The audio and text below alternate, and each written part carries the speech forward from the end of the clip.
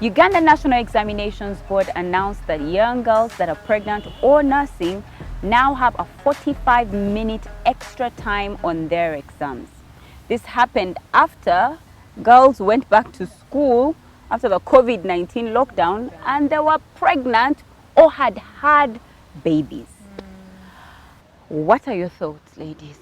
I think that it saddens me that girls got pregnant. I mean, during the lockdown, I had a lot of stories about how sexual harassment is on the increase.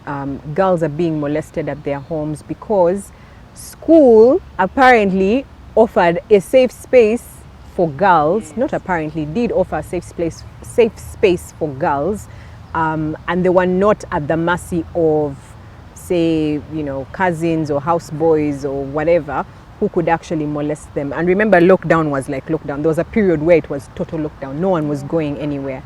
And I remember just being really, really sad about the fact that people don't have anywhere to go. Girls don't have anywhere to go because they have to be home, and because of this pandemic and because of this disease. Well, this is what I would like to think of as a silver lining, I think my heart still pains that a girl had no choice, she had no option because of a pandemic. Like, on top of the pandemic, she got pregnant when she should have been in school, or when she should have been protected by the person who abused her. So when I saw this, I was like, oh, that's nice. But did it have to? Did it have to come to this? Yeah, so for me, that's where my headspace is when I see this story. Silver lining, yes, but I, like you, was so shocked so I was taken aback, not because I did not know what had been happening, but by the time the government can take it upon itself to institute such a general and immediate policy, it means it was trying to combat something so bad. So I decided, okay, I knew it was bad, but how bad could it have been? So I started to do some digging and some reading and looking for statistics and any surveys that had been done. I didn't find so many, but I found a human rights NGO that had actually done a survey in the Sub-Acholi region and found over 4,000 teenage pregnancies in a 4-month period. 4 months, not for the year. 4 months.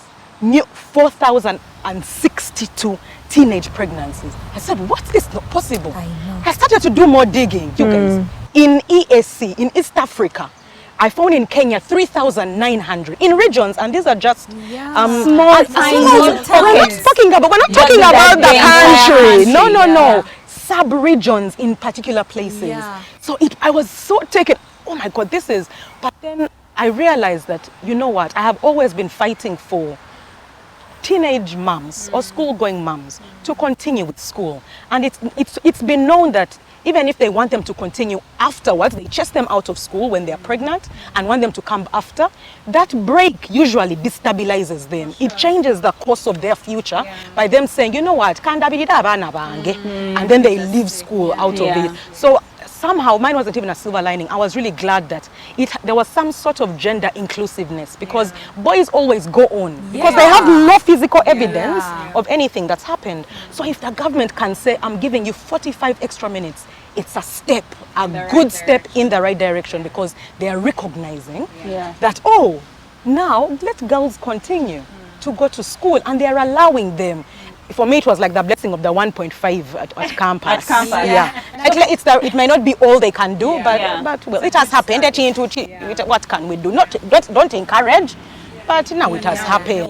So what can we do? So I hear you, and for me, when it came to me, I looked at like the newspapers, like, so what happens to the boys?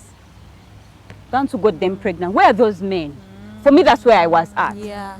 I was like, you see, what we've just done is tell that man she can get pregnant and she'll be given some extra 45 minutes to finish her exam. For you, what are you doing? For me, I think for me, that's for me the missing thing, because I think my problem with this entire teenage pregnancy thing has never been that the girl got pregnant. It's that where is the man? Where is the boy? Where is the boy that is responsible? Where is the man that is responsible? Because if there had been a similar report that says there are 4,000 pregnant girls, teenage pregnancies, and therefore 3,000 arrests. Yes. Of men that defile these girls. I would be and happy. they know them. They know them. They are there. They've been reporting. Yes, they Yeah, know so for me, when I saw this announcement, my father got aggravated because I was just like, I get that the girl needed this, but this is going to make it easy for that man. It's because it's going to be. It's like how, like you said, the 1.5. When a girl is doing her exam, you know it. We've also done it. You're like, even if I get kakadi here, I can still in because I have some 1.5. I've never done so it. I feel like that's what, for me, that's what I felt immediately I saw that announcement. We're still letting the boys off the home. Yeah, we're still letting, we are releasing the girl, and that's a victory of its own. But I feel like we are now even enabling these men that are preying on our little girls. So for me, what came to my thoughts after this is, wow, COVID yabizadde. Do you know how all your dirty linen is brought up as a family? Yes. So all this time, it's schools that will protect your children. You get. So all this time, it's Can you schools. imagine? Like, it was so clear after this COVID season that this is what is happening.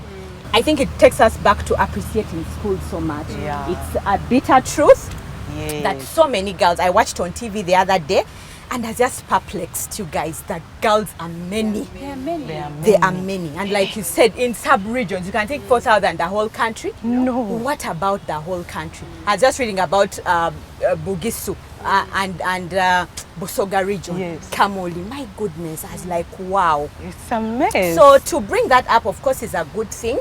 I mean, you can't cry over spilt milk. They've done this. COVID, yabizade.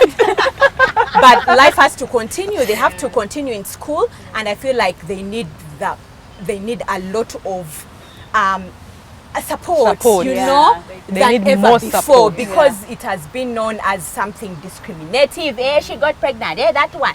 Let them get the support they need. I feel like they really need it most in this time to have a bright future, really. Yeah. Speaking as a mom who had her children pretty early, I would disagree. Not with the 45 minutes they're giving them, because I think that is very cosmetic. Because you're sitting in the exam, that's not where you're harnessing all this education. It's in class. Yes. So if you said we have extra lessons for them in case, you know, halfway through, but if I sit in the exam and I still didn't get anything in class. But my thing is, when we start giving what these children will look at as privilege, you see, like in the UK, why can't I have a baby? After all, if I have a baby, then I'll get paid. Yeah. So before you know it, 3, 4, 5 years down the road, you never feel the effects now. But it becomes the thing to be pregnant. And once one person does it, like I did, the next year, 3 people did it. And in the school, they had never had such a situation. But when it happened to me, because my life did not end, my family supported me. Hey, There are no before real you know it, consequences. 18, you're already driving a car. Guys are like, this must be the life. So it's good they've given them the 45 minutes, but I think they need to give them that time during in class. Yeah. But going back to Rachel's, yes, I was just thinking, you are in maybe 50 by 50 space. How is it that 2 parents were unable to see what is happening? And I yet know they were at home. At home, because most times we say, "Oh, I was busy at work, etc." But now we but were you're home. all at home. What was happening? What was happening? Because Angie, guess what? Even dads did this to their children. Okay, now, those are not human beings. So We're not many. discussing those ones. We are discussing the houseboy, we are discussing a cousin, even the brothers, we might, but also brother and sister, you're also a bit animal-like. But at that age, you'll find a 15 and a 12-year-old playing games that they shouldn't be. But I'm asking, Where were the parents? where were the parents? Reminds us of this story we were just talking about before we came on here, the story that has been trending on Yes, on Power social FM. media. Yes, social media. both parents were around. Actually, the mom had suspected and said something to the dad, and I think either They was brushed off or whatever. yeah. So stuff happens in our homes that, and then kids are also becoming clever as they grow. They know how to hide things from their parents. It's really unfortunate that you can have two parents in the home and yet there will still be abuse. I don't know what to call it. I don't know if it's just life happening or the devil. Let us blame the devil. The devil is bad. Because the truth is, when you think about it, if two adult parents in that small space are unable to, then it goes back to who are we?